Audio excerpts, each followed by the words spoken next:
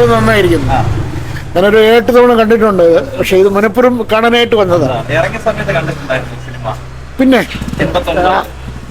MD Vasudevan ഞാനായിട്ട് നല്ല association ഉണ്ട്. അദ്ദേഹത്തിൻ്റെയൊക്കെ ഒന്നൊക്കെയാണ് ആ പാട്ടുകളും ഒക്കെ വളരെ നന്നായിരുന്നു. വീണ്ടും ഇങ്ങനെ ഒരു 36 വർഷങ്ങൾക്ക് ശേഷം കാണാൻ പറ്റുമെന്ന് വിചാരിച്ചു. അത് ഇത്രയും ക്വാളിറ്റിയിലും സൗണ്ട് ക്വാളിറ്റിയിലും ക്വാളിറ്റി കുറച്ചൊക്കെ ബെറ്ററാണ്. എന്നാലും ആ പഴയ ഓർമ്മകൾ അയവിറക്കി കൊണ്ട് നല്ലോണം ആസ്വദിച്ചു. ഫ്രണ്ട്സ് ഒക്കെ ആയിട്ടായിരിക്കുമല്ലേ പോയത്? എന്റെ വൈഫുണ്ട്. 89 ഇറങ്ങിയപ്പോ ഞങ്ങള് വൈഫായിട്ട് വന്നു. അന്നും 72-ലാണ് കല്യാണം കഴിഞ്ഞത്. വീണ്ടും കാണാൻ പറ്റിയല്ലേ? അതെ അതെ. നല്ല ഫിലിം, പഴയ ക്ലാരിറ്റി ഉണ്ട്, എല്ലാം ഉണ്ട്, നല്ല സൗണ്ട് സിസ്റ്റം എല്ലാം വീണ്ടും കാണാൻ പറ്റി. എന്റെ മോളെ 36 വർഷം മുമ്പ് കണ്ടായിരുന്നു. അതിനെക്കാട്ടി ഇപ്പം നല്ല ക്ലാരിറ്റി ഉണ്ട് കാണാൻ. അതേ ഇത് തന്നെ മമ്മൂട്ടിയൊക്കെ സെയിം നമുക്ക് അതേ ഫീലോട് കാണാൻ പറ്റുന്നു. കോളേജിലൊക്കെ പഠിക്കുമ്പോൾ കണ്ട പടം അച്ഛൻ പറഞ്ഞോണ്ടിരിക്കുകയായിരുന്നു. അച്ഛനോടൊപ്പം തന്നെ ഇരുന്ന് കാണാൻ പറ്റും.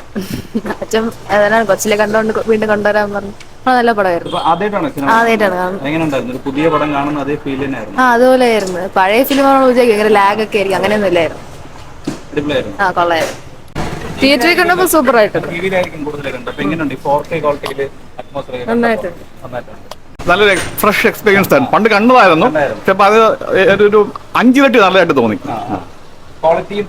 സൗണ്ട് എല്ലാം ക്വാളിറ്റി നല്ലതാണ്. നല്ല മ്യൂസിക്, ബാക്ക്ഗ്രൗണ്ട് മ്യൂസിക്കും എല്ലാം വളരെ നല്ലതാണ്. അന്ന് കണ്ടിട്ടുണ്ട് എക്സ്പീരിയൻസ് എന്ന് വെച്ച് കഴിഞ്ഞാൽ അത് കുറച്ചുകൂടെ എക്സൈറ്റഡ് ആയിരുന്നു. ഇതിന്റെ ക്ലൈമാക്സ് എങ്ങനെ ആയിരിക്കും എന്നുള്ളത് നമുക്ക് നേരത്തെ അറിയാം.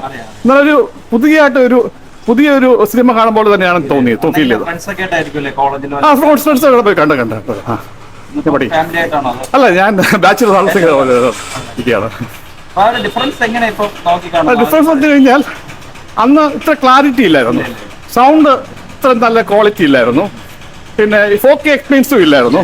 സാധാരണ ഓർഡിനറി സിനിമ കാണുന്ന പോലെ. പക്ഷെ MDയുടെ സ്ക്രിപ്റ്റും ഹരിഹരന്റെ ഡയറക്ഷനും കാരണം നമ്മുടെ അതൊക്കെ അത് ആ കാലത്ത് അകത്തെല്ലാം ഉള്ളൂ. ഇപ്പം കണ്ടപ്പം ഒരു 3-4-5 ഇരട്ടി മാറ്റം കണ്ടു സിനിമയിൽ. ഡിഫറൻസ് ആയിട്ട് കണ്ടു. ക്വാളിറ്റി സൗണ്ട് നല്ല ക്വാളിറ്റിയാണ്. കഥ അറിയാവുന്നതുകൊണ്ട് നമുക്ക് ടെക്നിക്കൽ ആസ്പെക്ട്സ് കാണാൻ പറ്റി.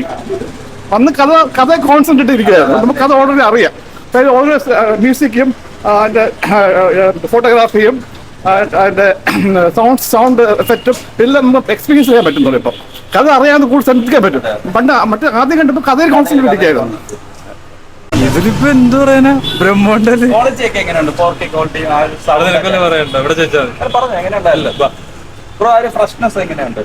കൊള്ളാം, ഭയങ്കര എന്റർടൈനിങ് ആണ്. ആ ഒരു ഇൻട്രിഗിങ് സാധനം ഇപ്പോഴും ഉണ്ട്. പിന്നെ ചില സ്ഥലത്ത് എനിക്ക് തോന്നുന്നു റീസ്റ്റോറേഷൻ ശരിയായിട്ട് ചെയ്തിട്ടില്ല, ചെയ്യാൻ പറ്റാത്തോണ്ടാന്ന് തോന്നുന്നു. റീമാസ്റ്റർ ചെയ്യാത്ത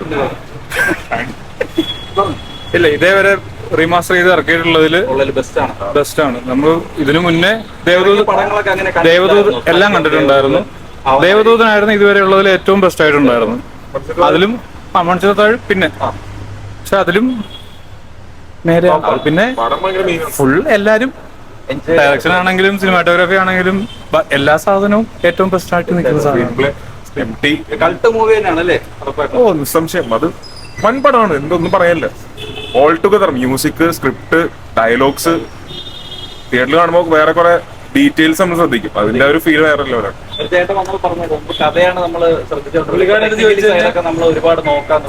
അതെ, കറക്റ്റാണ്. മറ്റേ ഒരു തരുന്നതുപോലെ നമുക്ക് ഒരു തീരുന്നില്ല സാധനം ഇല്ല. ചടചടയുന്ന എല്ലാം ഇങ്ങനെ വന്നുകൊണ്ടിരിക്കും. ഭയങ്കര കോൺഫ്ലിക്റ്റ് ഒക്കെ അടിപൊളി. മുമ്പ് ഞങ്ങൾ കണ്ടതാണ്. ഇപ്പോഴാണ് ശരിക്കും അത് ആസ്വദിക്കാൻ പറ്റുക. ഓക്കെ, ക്വാളിറ്റി കാര്യമൊക്കെ എല്ലാം സൂപ്പറാ.